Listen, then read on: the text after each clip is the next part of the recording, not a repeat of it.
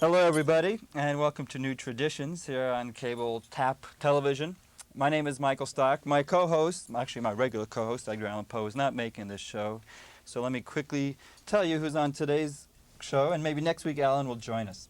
Michael Waters is here. Michael Waters is the first mate of the HMS Bounty. Also on the program is Dallal, and joining us lastly on the program is Larry Benson. Hello, Michael. Hi. Thanks, everybody, for coming, and thanks, everybody, for tuning in to New Traditions. This is a program where we present traditional art forms, whether it be entertainment or folk, any kind of entertainment that's traditionally oriented in a new side. So we have entertainers of all kind here on today's program. As we do on every week's show, I ask you to please send in your T-shirts so we could display it on TV here in Miami. This show is only broadcast here in Dade County, and we are taped here in Dade County. My shirt today is a folk singer from Cleveland named Alex Bevan, and this is his shirt. Can you get a see? It's a kind of a bizarre type shirt there. It's I don't know what it is. There's a little caption here. It says what the Buddha told the bartender up here on top, and that's all it says. And Alex Bevan's name over here. Anyways, if you live in Dade County and would like to have your shirt publicized on TV, please send your shirt in to WLRN Studios here, cable tap care of me, and the address will be at the end of the program. Down to business. Michael Waters is here in the studio. Michael Waters is in town temporarily. How long have you been in South Florida? The better part of a month, Yeah, getting the ship ready. You work on the HMS Bounty, which isn't no small ship, folks. How big is the Bounty? Bounty is 168 feet overall. She's about 120 feet on deck. Her burden, or her volume, is 418 tons. Is it a replica of the original Bounty from the movie? Is that how it? Well, it is the movie. It is the replica that was built for the 1962 version with Marlon Brando and Trevor Howard, and she has been the property of MGM Studios, who made the movie up until 3 years ago, at which time she was purchased by Ted Turner, and she now is property of Turner Broadcasting. Wonderful. Is there an engine on the boat? Oh yes, it's one of the how would I describe it? A give-in to modern times is that in order to maintain schedules, we're going to be there at 2 o'clock on Friday. You have to have an engine, because in the days of pure sail, they didn't keep schedules. They just arrived when they got there. You still travel by sail, though? As much as possible, yes. Okay, and the wind is free. And currently it's, well, we're in the month of May right now, taping, and you're going to be on the boat for how long? Well, we're going to be departing Miami Tuesday, this coming Tuesday, which will be the 23rd, and we're going to Jamaica to participate in a movie down there. We're going to be the principal vessel in a new version of Treasure Island, and we'll be down there for a month, and then we sail for Boston to begin an 18-city tour of the East Coast and the Great Lakes. We'll be going to both Canadian and American ports and performing, and we won't be back until about the middle of November. And what is your purpose on the boat? Well, I was hired as chief mate because I'm an experienced sailor on traditional rigs. I've got 10 years on schooners and vessels of that ilk. I'm also a professional entertainer, and so they love the idea of somebody who could wear 2 hats. Are you primarily a sailor or an entertainer? Yes. Okay. I do both, and it's really hard to say. I don't think one takes precedent over the other, and the chance to combine the two is a real boon to me. You practice what is called shanty singing. Yes. Back in the days when pure sail reigned as the mode of transportation on the water, shanties are just work songs, and they're a kind of work song that what shanty was chosen for a particular job was dependent upon the rhythm that was needed. And so in order to get 10 men to pull on a line, all hitting it at the same moment, a shantyman would provide the rhythm, and they would know exactly at what point in the refrain to give a haul. And it was said that a good shantyman was worth 10 men on a line, and I know from experience that it does work. Do you normally have one shantyman per boat? Yeah, there's usually, well, on smaller vessels there was no designated shantyman, but on a larger vessel a good captain would look for a sailor with the talent. And the nickname for them was nightingales, and oftentimes the mate would go along and he'd say, any of you blokes a nightingale here? Let's give us a song, and they'd get underway. Sounds like a prestigious position. Well, it puts you a cut above the normal able-bodied seaman. Oftentimes it was an old, experienced hand that would do it, and somebody who wasn't as capable of doing the physical labor, and so he would stand back and provide the rhythm. Oftentimes the mate would do it as well, because he'd be standing on the line and he wouldn't have to pull as hard. He'd be more directing the work. Are these shanties, are there any new shanties, or are you still dealing with old, ancient, revised type stuff? Well, the heyday of shanties was in the middle of the last century. As crews got smaller towards the beginning of this century, I mean, sailing vessels didn't disappear as cargo carriers until just before World War II. So they lasted a lot longer than people tend to think. There are shanties being written today, but they're not quite the same thing that was used in the heyday of sail. How about a sample? Well, of a modern one or of an old-fashioned one? How about an old-fashioned one and then a modern one? That sounds great. That Okay. sounds great. All right. Well, this is a shanty that was used in the South. It was what was called a cotton packing shanty, and it was called Way Down in Florida. Okay. May I stand up? Because I'm not used to sitting down and doing this. Of course. Does that help you sing when you stand up? Well, did you ever see a sailor sitting on deck pulling on a line? I It just guess isn't so. done, so I'm sort of used to doing it this way. This, as I said, is called Way Down in Florida, and it goes like this. When I was a young man and in my prime, way down in Florida, I loved those brown girls too at the time, and my roller would pile down, rolling, rolling, rolling the whole world round. A brown gal of mine from the Georgia line, and my roller would pile down, away down south where the cocks do crow, way down in Florida, where the girls all dance to the old banjo, and my roller would pile down, rolling, rolling, rolling the whole world round. The brown gal of mine from the Georgia line, and my roller would pile down. Now, one of the things a shantyman would do is control the rhythm of the work. So if he wanted things to speed up towards the end when they were on that last kick, he might switch to a little faster shanty. This is one from the north of England.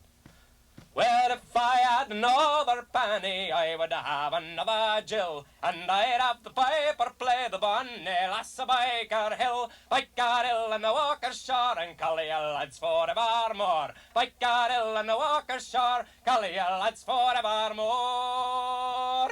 The pitmen and the keelmen trim, they drink strong brumble made from gin. Then to dance they do begin to the tune of Elsie Morley. Biker Hill and the Walker's Shore, and Collier lads forevermore. Biker Hill and the Walker's Shore, Collier lads forevermore.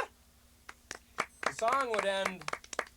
The song would end when the job was done. It wouldn't necessarily go to an expected conclusion. When the sail was up, when they were at that moment when they were finished hauling on the line, the mate would just say "way enough" or "stand by to make fast," and the song would just be cut off. So if you have a bunch of lazy guys, the song could go on for hours. Well, sometimes it was the shantyman, if he wanted to stay in good with the rest of the crew, would oftentimes give a little slower beat. You know, go easy, lad.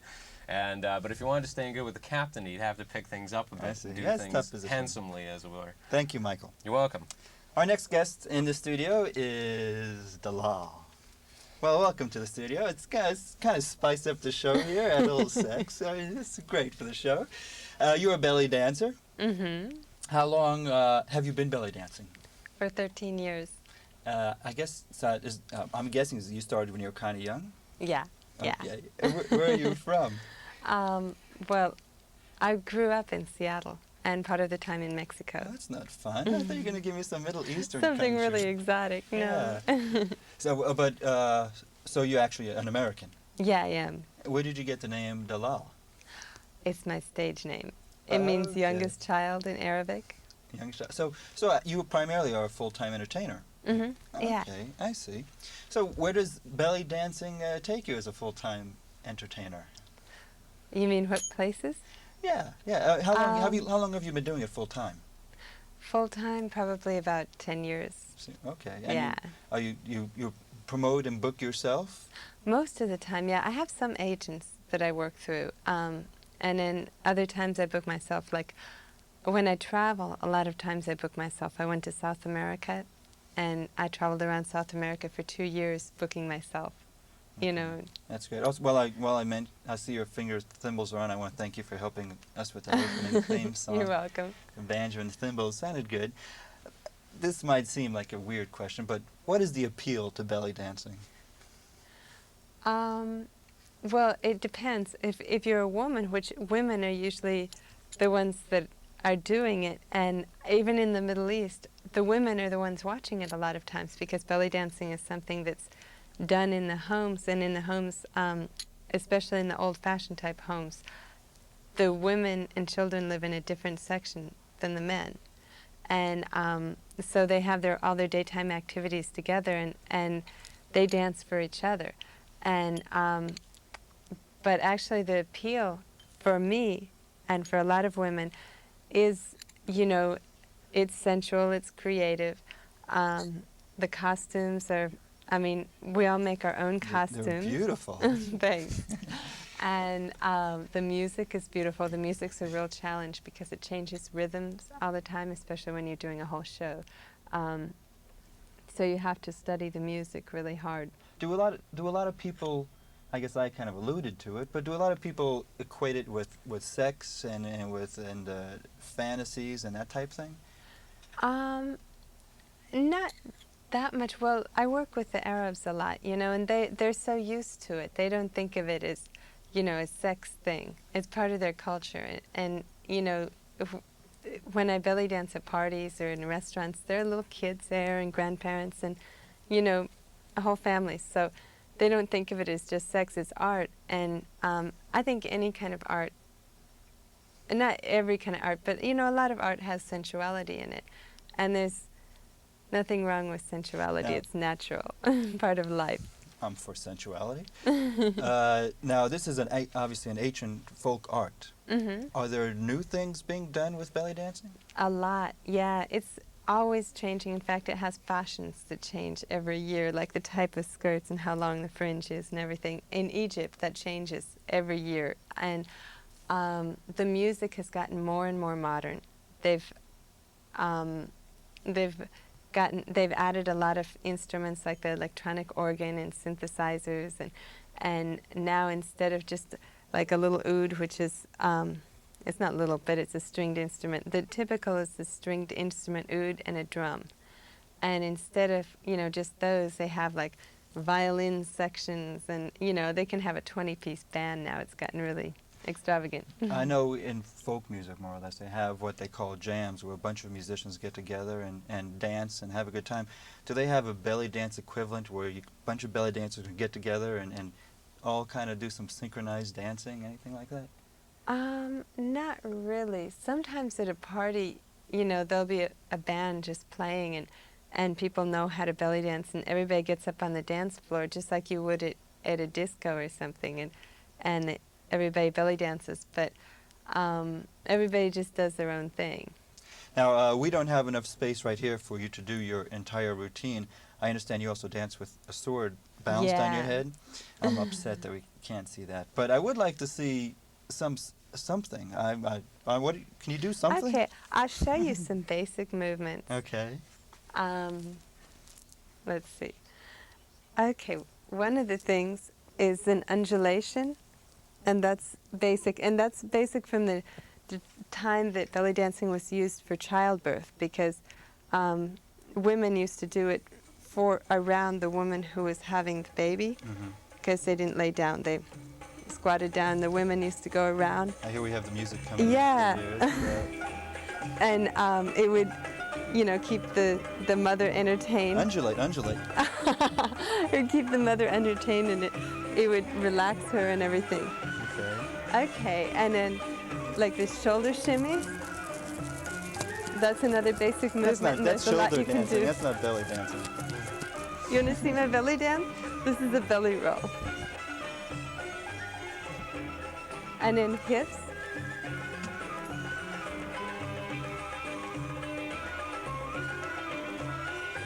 Now I want you guys to get up. Is it getting hot in here? Or is it Oh, no excuses now. I'm game, sure. I like Sure, to I mean, you undulate, could have sure. some exercise in the morning, you Now, know? What do you want us to do? Make your hips go side to side. hands up. Right. This is a lot of knee action too, right? Right. I You feel have like to I'm bend being your accosted knees. in the street. Hands up. Okay, very good. Such accosting should be done all the time. How about your Over there, chest kinda up and get a view down? of Dallal here. Yeah, okay. There she is. How about make your Does this chest go happen? up and down? Okay. Does this remind you of patting your head and rubbing your belly at the same time? And now make your hips go fast. Right. Not bad. Okay. And your head. Well, that's pretty good for. Is that it? Yeah. I mean, I wouldn't be able to play the banjo any Thank you very better. much, Dallal. Listen, if you ever need a partner to go on tour with, give me a call and see if I can keep you company there. Okay, Call my sounds chiropractor good. and tell him I've got a. That's right. Does it lead to any? Is it good for your back or bad for your back? How's the? It depends on what kind of back problems the person has, but in general, it's good for your back. Good flexibility, I guess. Yeah. Okay, well, thank you, Dallal, You're for sharing welcome. us with your undulations. Finally, on the show is Larry Benson. Hi, Larry. Michael, how are you? I know, well, just incidentally, I know you do a lot of acting on the side, but you primarily are a folk singer. Right, that's it. That's it. Primarily, that's my main source of income and livelihood. As And a then if folk an singer. acting job comes along, you'll take it. But Yeah, but- primarily. What is your interest in folk music? It changes. I started off, I guess, back in the 60s, dating myself. Actually, it was much before that, listening to a lot of music by Oscar Brand, who used to take a lot of old English and Scottish folk songs, a lot of the poems of Robert Burns, and changed them over so that the words were more understandable to the American English public, but they had sort of a bawdy flavor to it. And from there, I started getting into Kingston Trio, Peter, Paul, and Mary around that time. And now, as new artists come out, there's another avenue of music, some interesting lyrics. But primarily, I've looked for things that back then shock value. Now it's fun music, funny music, because I feel that a sense of humor is necessary. So when you talk about bawdy songs that you've searched throughout the annals of folk music, more or less. The anals, huh? When you say bawdy, is that like, I mean, I don't know what bawdy means. Does that mean like bad songs? Well, it just means sort of on the risque side. And so if you do a risque song from 100 years ago, now I hope it's humorous. It would be humorous. Well, some of them have stood the test of time, and others have. Give us a sample. You have something like that? Well, yes. I need to stand up also. Oh gosh, the the first- first standard today. Can you stand over here, like okay, in the light? My mic will. Okay, go as long as the mic will. Okay. Got you. Okay, that's. Okay. I kind of have fun with groups of people that most people don't have fun with, but normally have fun with you. And one of those groups is doctors. Hey, wait a minute. I have some good friends that are doctors. Good. Then they'll like this song. Okay. Actually, when I lived in Salt Lake City in Utah, this is probably the most lucrative profession you could possibly have. Well, a doctor lives in our town. He's a paragon of men. His specialty is known to some as OB-GYN. See, his sense of touch is wonderful. He feels where he can't see. He started from the bottom, and that's where he'll always be. Oh, I can't understand it. He is open and candid, but so underhanded, the OB-GYN. Well, you walk into his office, and you suddenly feel fear. You know where you would rather be, anywhere but here. So you try to keep him talking, but your efforts he ignores. Then you see two legs high in the air, and you realize they're yours. Oh, I can't understand it. He is open and candid, but so underhanded, the OB-GYN.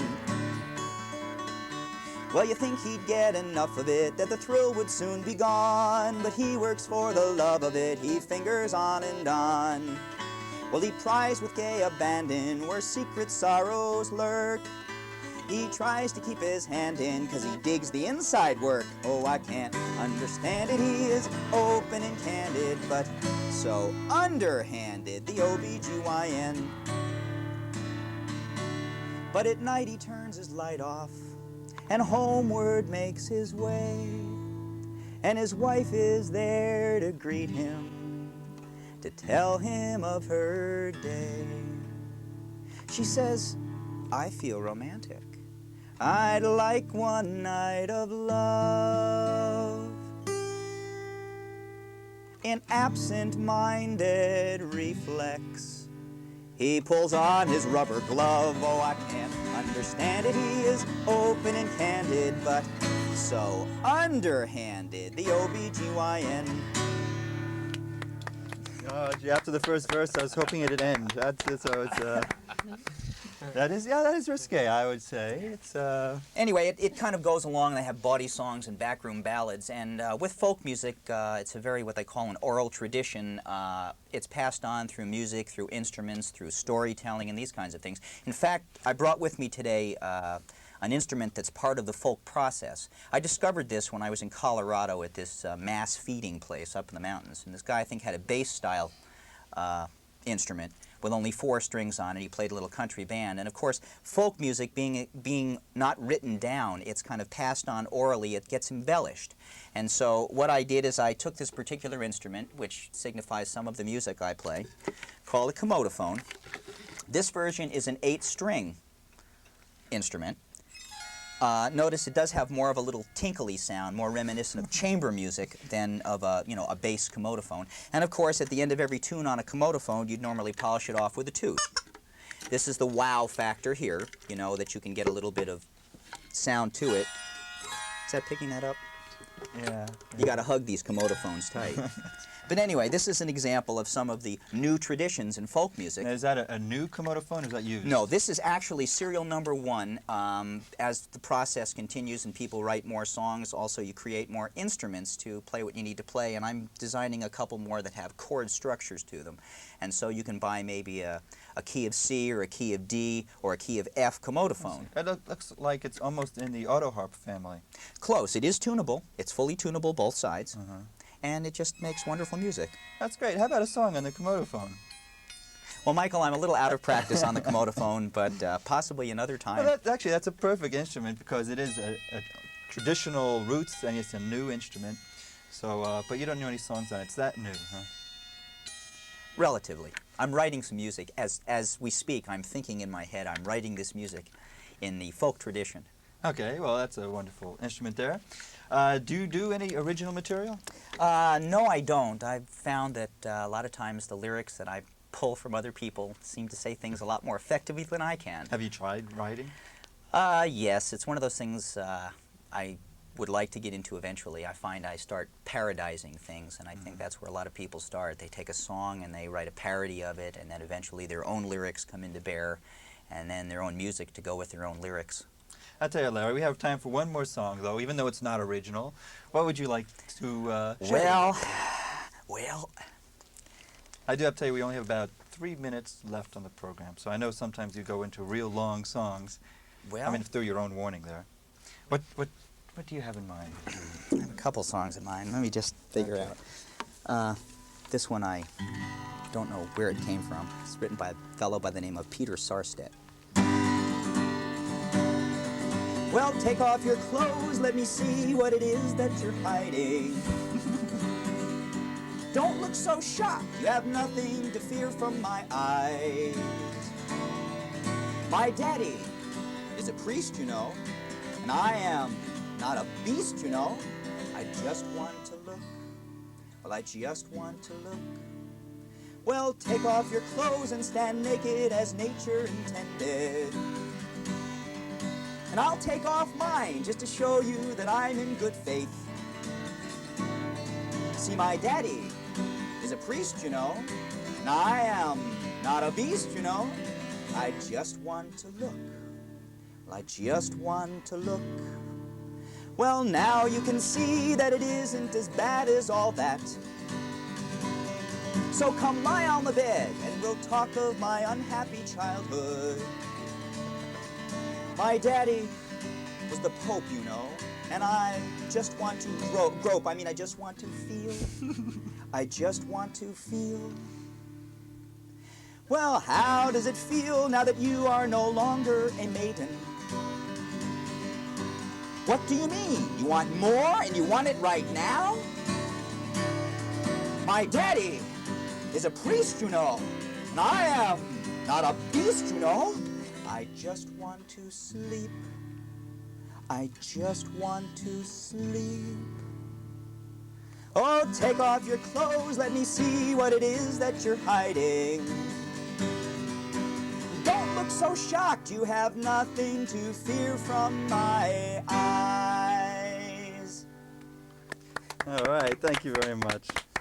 Thank you, Michael. Before we close, I want to thank everybody for tuning into New Traditions. That does it for our show, but I would like to mention, Dallal, you teach a class. Is that ongoing? Yeah, I teach every Tuesday and Thursday at the Art Act on Miami Beach Okay, on Lincoln Road. I have a phone number for people to call if they want more Oh, information. For Art Act and Dallal's belly dancing class, 531-8912, or you can get in touch with me at the address in the show.